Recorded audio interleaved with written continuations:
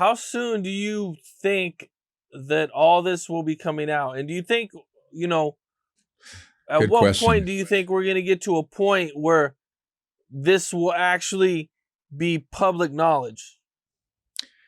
Well, I hope it would be resolved in the next 6 to 12 months. Now, a caveat.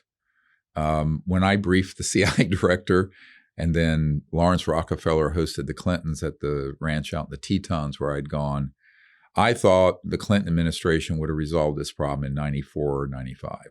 So, this is an ultra marathon I've been running. So, and I've learned to be patient. But I think things now are moving quickly enough. The other thing that's moving very quickly is that there are military and law enforcement people who are quite fed up with this, illegal run operation that's treasonous. I mean, I'll just be flat out put it out there. They are committing treason against the United States. So, which can be, you can be executed for that, as you know, by federal law. So I think there are certain people who are not going to sit on their hands if the Congress just dithers for another 2, 3, 4 years. Because from a law enforcement point of view, we've been able to prove that these operations are already criminal enterprises. And by the way, anyone who's listening who is an attorney, we're starting our own legal fund to sue all these corporations for these technologies under the civilian RICO provision, racketeering, influence, corrupt organization. It's been used against the mafia. I always point out to people, this organization is the world's largest and deadliest mafia. So you can invoke that RICO Act that was passed in 1970 as a civilian organization, which is what we're about to do. And there's a U.S. attorney on our team, a federal prosecutor, that when we go to discovery and get evidence, we'll turn over to him. He can do a criminal prosecution at that point. So we're not going to sit on our hands.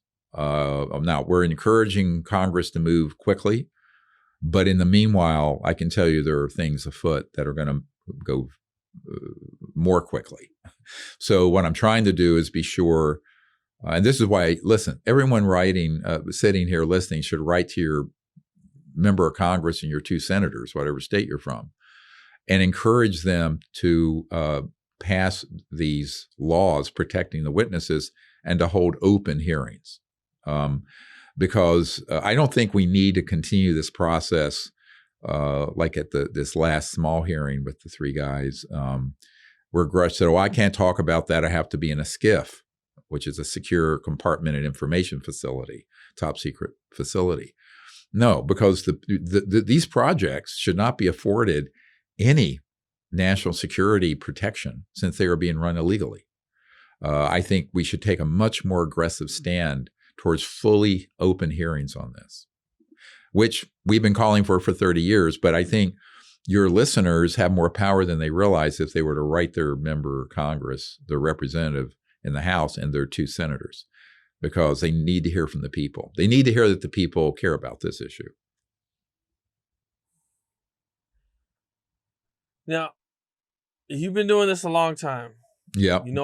I know you've heard a lot of stuff. You mentioned you have 8 terabytes. Yeah, at least of information. What do you think is like the most dangerous information that you've came across or that you know at this time? The most dangerous is their capabilities to stage a alien invasion that would convince everyone that's false, and B, things that they can do geophysically.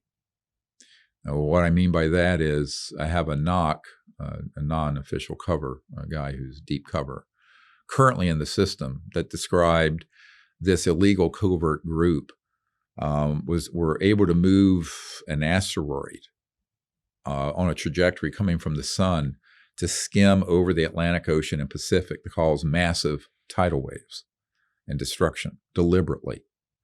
And an ET craft intercepted that and saved our bacon.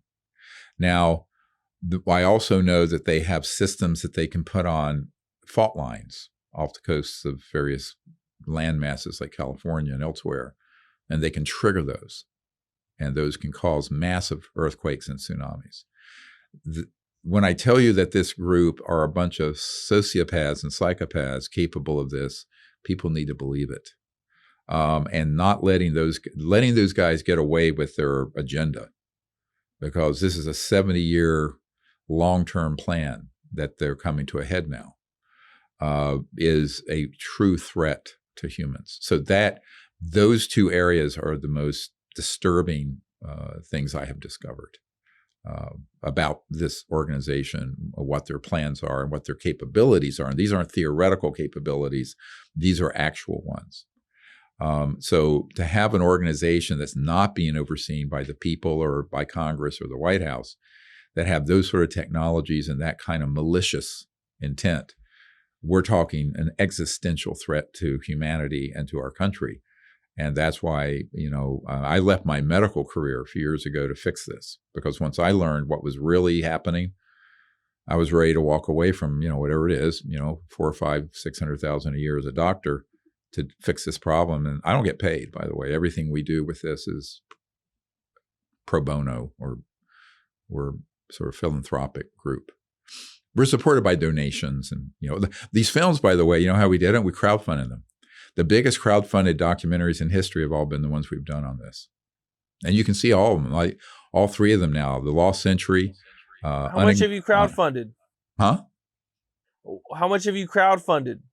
Well, this last one, I think we raised a little over $700,000 to do the Lost Century and get it out. But see, we don't have a marketing budget. So the only way we can actually get the word out is folks like you sending out to your fans, the base, and influencers. And I know that people like Chris Brown and Demi Lovato and Sully Arna of Godsmacked and others have helped, get the word out through their fan base. So a lot of it is having influencers help us get the word out.